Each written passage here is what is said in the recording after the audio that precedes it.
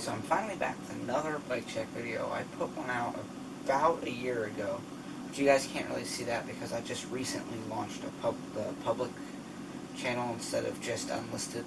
I was unlisted for a while, and now it's finally public, so that's only going to show up as of the filming of this about 2 weeks ago, but it was really closer to a year and a half ago. So you can see a lot of this stuff has changed on the bike if you've seen it, and I'm going to answer 2 questions, actually 1 question, and I'm going to apologize for something right now before we get any further into the video. The question is, why am I sitting on a chair? Well, that's because if I stand up, my camera is not going to be able to see me depending on where I stand. So if I stand right here, right in line with the bike, it can see me, but if I go anywhere else, it cannot see me. The camera that I'm using right now is most definitely more of a picture camera, so it has a really tight lens. It has a 50 times lens zoom and then another 50 of digital zoom, and right now it is on as freaking wide as you can go, and it's still extremely tight. And 2, I'm going to apologize for that window right there. It's really not that bright, just the camera's ISO is apparently extremely high in the filming part of it, and since it's not a filming camera, I cannot adjust it. And there's nothing in my house that I can cover that with, so just please bear with me on that. And I'm going to get on to this bike. Now, the last time you saw this, I had different handlebars, I had a different drivetrain, I had different brakes, I had different wheels, different tires, different fork. A lot of things have changed. Even the seat post has changed. Now, this right here, this weird looking thing is for a bike trailer. It just clicks on. It's a quick detach so that I can attach my trailer. Now, I have multiple seats for this. I have 2. Because this bike, because of this seat is sticking out about 1 inch right now. But because of how it is a 2-piece set right here instead of just one like the newer bikes, you cannot put a dropper post on this. I've tried, I've looked, it just doesn't work out. So I have this one that's taller, that's for just kind of going around town, working out on the bike, like, going long distances and towing. And then I have this seat that slams all the way down, and I have a whole bunch of space between me and the bike for when I'm doing more stupid things. Just the problem is, with this seat post, I can climb extremely well. This, I cannot.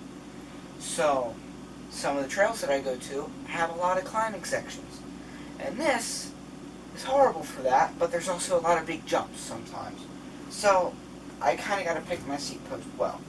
And then on here, I have the stock seat that came on this. This is a 2003. We believe it's a 2003. Can't exactly remember. I want to sit back down because I cannot remember that the camera can't see me. This is a 2003 Giant Warp DS3. So, this is the stock seat for that, and right here I have a GoPro mount, because normally, I'm using a GoPro, like most. I'm not strapping that camera to my chest when I ride. And then this is just a different seat post, because I needed one for this, and this was already extremely cut down. So this is just a DR bike, cheap, $10 seat I found on Amazon. It's not the best quality. You can see there's already fade marks and a couple of rips in it and stuff like that, but it also has the same GoPro mount for the rear tire and has the stock seat post on it, just it's extremely cut down. Now we're going to move away from the top of the bike. Going down, we have the rear fork. Rear fork. Yeah, exactly. It's only 1 o'clock. I'm losing my mind already, people. But this is the rear shock that is stock on this. It still has the 600 by 2.0 spring on here. It's what came with it. I still use it. Just had dial it in because it's coilover. I like coilovers more than air in the rear. Now moving up, because I'm going to work my way down. I already skipped the handlebars, so I'm not going to do that. Last time you guys saw this bike in a bike check video, I had these handlebars on here. These are the Wake mountain bike 720mm handlebar. They're good, but I can feel them flexing I don't enjoy when I don't think that my bike is secure. Now, this has the 31.8mm clamp, so I had to get a 31.8mm stem. Also, by the way, I like that stem. It's extremely strong from when I have used it. And now on here I have a set of 740mm race face chesters in black with the white font. And they're amazing. They're a lot thicker here because of how they're made. If you go on to the Amazon listing and you scroll down into the description, you can actually see how they're made with all the budded aluminum and all that kind of stuff. Now, they're extremely strong. They do not flex, and they're very rigid. They're great. They actually have sweep, unlike the other ones. Now, I have ODI Rogue lock-on grips with the caps right here. They've seen the ground a couple times, including yesterday. And then up here, I have some Clark brakes. These are horrible. Don't get them. They're the Clark Clout ones. Do not like them. I had these in for a bleed about a month ago, and within a week or two, they need to blood again. So they're really bad. They work until they don't. I got them. My father paid for them. I am very thankful that I have them. Just next time I need to get something serviced on them, I might not stick with them. Now, of course, Clark Clout ones in the front and the rear, and up here I have a Shimano Z10 speed, and that's the first look to our drivetrain, even though you guys have probably already figured out what it is. And then here I have this cheap bag that does not fit in the front triangle of this bike, and I have these carbon fiber spacers. Just really kind of basic stuff there. This fork, this is a RockShox Recon 100mm of travel because it's a straight steerer. My bike was built before tapered headsets were a thing. I know. Even disc brakes weren't a thing yet. And, well, everybody has switched to them, and I desperately needed a new fork. And this is the one that I could get.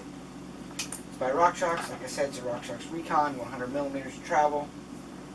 It's great. I don't have any problems with it yet. I'm sure one day, because I abuse the crap out of my bike, we'll definitely find some. This bottle cage right here, we got at Walmart. My last bike was a Walmart bike,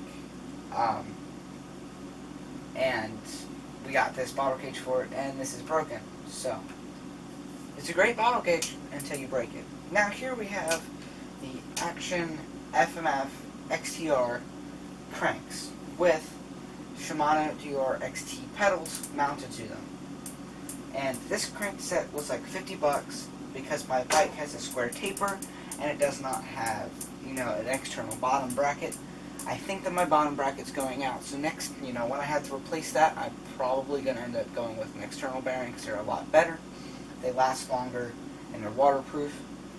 Now on here I have a snail chainring that came with the crank set. It's 30 tooth, which is my preferred one, and I have this solid aluminum chainring guard. If I had to guess, it's probably maybe 3 or 4mm thick. It's extremely thick, extremely strong. It has taken a couple of impacts right there. And then moving my way down, of course, I'm going to, whoa.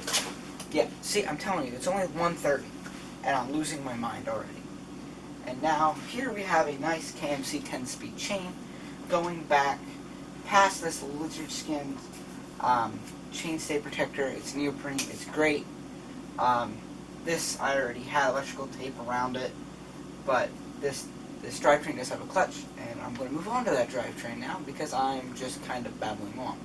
Now, here, I'm about to get cut off because my camera's going to shut down here in a second, so if all of a sudden there's a dead spot, that's why. Anyway, this is an Advent X. It's 10 speed, the X stands for. So this is the Advent X 10-speed cassette, has 48 teeth, it's a 48 tooth high gear, and then I have, and of course the Advent X 10-speed derailleur. They're made by Microshift. Microshift has a really bad reputation with this kind of stuff. Till the Advent X, I saw a couple of pro mountain bikers, people that get paid a lot of money to ride that Race Enduro World Series, using these. So I thought if it's good enough for them, it's good enough for me.